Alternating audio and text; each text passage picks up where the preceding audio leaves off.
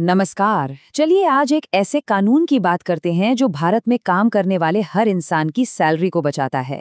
इसका नाम है पेमेंट ऑफ वेजेस एक्ट 1936। ये एक बहुत ही बुनियादी कानून है जो ये पक्का करता है कि जो मेहनत की कमाई है वो टाइम पर मिले और उसमें कोई गलत कटौती ना हो। तो आज हम क्या क्या जानने वाले हैं। सबसे पहले ये कानून असल में है क्या और किसे बचाता है।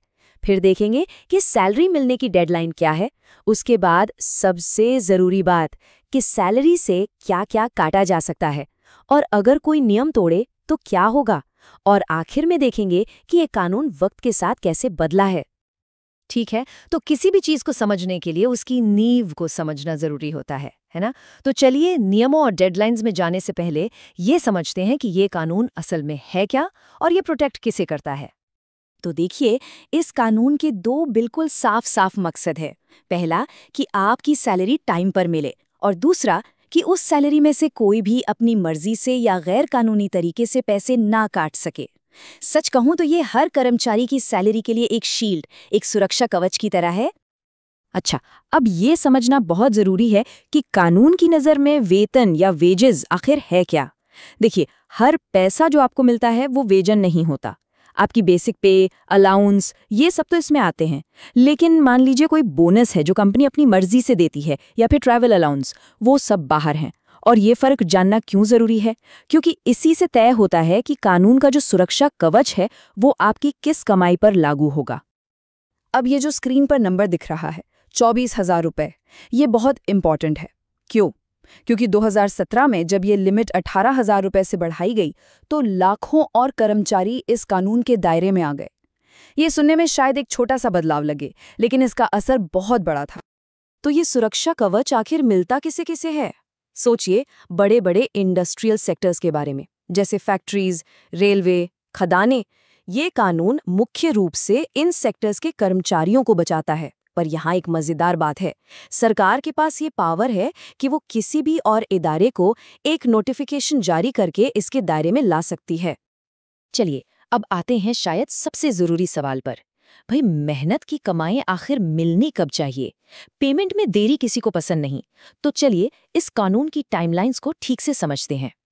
कानून ने पेमेंट के लिए बिल्कुल क्लियर नियम बनाए हैं।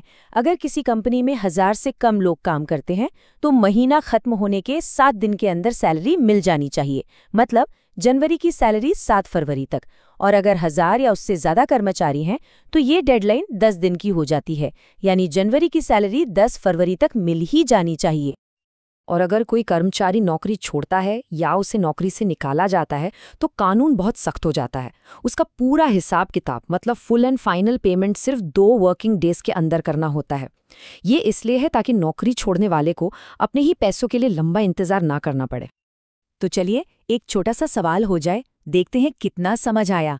सोचिए एक फैक्ट्री है जिसमें 1500 लोग काम करते हैं, तो उन्हें जनवरी की सैलरी कब तक मिल जानी चाहिए? याद है वो 1000 एम्प्लॉय वाली लिमिट?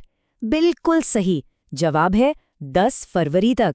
सीधी सी बात है, क्योंकि 1000 से ज्यादा लोग हैं तो कंपनी को 10 दिन का टाइम मिलता है।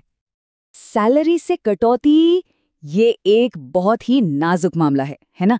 यहीं पर कानून एम्प्लॉयर की जरूरत और एम्प्लॉय की सुरक्षा के बीच एक बैलेंस बनाता है। हर तरह की कटौती अलाउड नहीं है और जिसकी इजाजत है भी उसके लिए भी बहुत कड़े नियम हैं। कानून सिर्फ कुछ खास तरह की कटौतियों की ही इजाजत देता है। जैसे अगर आपने कंपनी से कोई एडवांस लिया है तो वो आपकी सैलरी से काटा जा सकता है, लेकिन आपके बॉस सिर्फ इसलिए पैसे नहीं काट सकते कि उन्हें आपका काम पसंद नहीं आया। कटौती का कोई कानूनी आधार होना चाहिए, जैसे इनकम टैक्स या अगर आप बिना बताए छुट्टी पर थे। जुर्माना लगाने के मामले में तो कानून और भी ज्यादा सख्त है। देखिए, गलती एक पहले से तय लिस्ट में होनी चाहिए, कर्मचारी को अपनी बात रखने का मौका मिलना ही चाहिए, फाइन सैलरी के 3% से ज्यादा नहीं हो सकता और 15 साल से कम उम्र के किसी भी बच्चे पर कोई फाइन नहीं लगाया जा सकता। ये सिर्फ नियम नहीं है, ये सुरक्षा की 4 परतें हैं। कानून सिर्फ ये नहीं बताता कि क्या कटेगा, बल्कि ये भी बताता है कि कितना कट सकता है। सारी कटौतियां मिलाकर आपकी सैलरी के 50% से ज्यादा नहीं हो सकती। हाँ, इसका एक ही एक्सेप्शन है, कोऑपरेटिव सोसाइटी का पेमेंट, जिसके साथ ये लिमिट 75% तक जा सकती है। मतलब साफ है, आपके हाथ में घर ले जाने के लिए हमेशा सैलरी का एक ठीक-ठाक हिस्सा आना ही चाहिए। तो क्या होता है जब कोई इन नियमों को नहीं मानता? कानून सिर्फ नियम बनाकर छोड़ नहीं देता, बल्कि उन्हें लागू करवाने का तरीका भी बताता है। आइए देखते हैं कि कर्मचारियों के पास क्या रास्ते हैं। तो अगर सैलरी लेट हो जाए या कोई गलत कटौती हो जाए तो क्या किया जा सकता है? आप अकेले नहीं हैं। आप लेबर कमिश्नर जैसी अथॉरिटी के पास जाकर अपनी शिकायत दर्ज करा सकते हैं। ये आपको अपने हक के लिए लड़ने का एक ऑफिशियल रास्ता देता है। देखिए, पैसे की भाषा सबको समझ आती है, इसीलिए वक्त के साथ कानून तोड़ने पर जुर्माना भी बढ़ाया गया है। कुछ मामलों में 7,500 रुपये तक का जुर्माना लगाया जा सकता है। ये एम्प्लॉयर्स को याद दिलाने के लिए है कि इन नियमों को हल्के में नहीं लिया जा सकता। 1936 का ये कानून कोई पत्थर की लकीर नहीं है। इसने वक्त और इकोनॉमी की ज़रूरतों के हिसाब से खुद को अपडेट किया है। चलिए इसकी यात्रा पर एक नज़र डालते हैं। तो देखिए, 1936 में इसकी नींव रखी गई। 2005 में जुर्माने को बढ़ाकर इसे और मजबूत किया गया। 2017 में सैलरी की लिमिट बढ़ाई गई और फिर 2017 में ही एक और बहुत बड़ा बदलाव आया जो आज की दुनिया के लिए ज़रूरी है। डिजिटल पेमेंट को मंजूरी। अब सैलरी सीधे बैंक अकाउंट में आ सकती है, जिससे चीज़ें कहीं ज़्यादा ट्रांसपेरेंट और आसान हो गई हैं। तो इस पूरी बातचीत का निचोड़ क्या है? इस कानून का मकसद बहुत सीधा और पावरफुल है। ये पक्का करना कि एक वर्कर जो कमाता है वही उसे मिले, सही समय पर और बिना किसी गलत कटौती के। और अब आखिर में एक बड़ा सवाल। ये कानून बना था 1936 में, उस दुनिया में जहां नौकरी का मतलब था फैक्ट्री या ऑफिस। लेकिन आज की गिग इकोनॉमी में, जहां लोग ऐप्स के लिए काम करते हैं, क्या वे कर्मचारी हैं? क्या उनका पेमेंट वेतन है? ये एक ऐसा सवाल है जिसका जवाब ही तय करेगा कि भविष्य में ये कानून किस दिशा में जाएगा।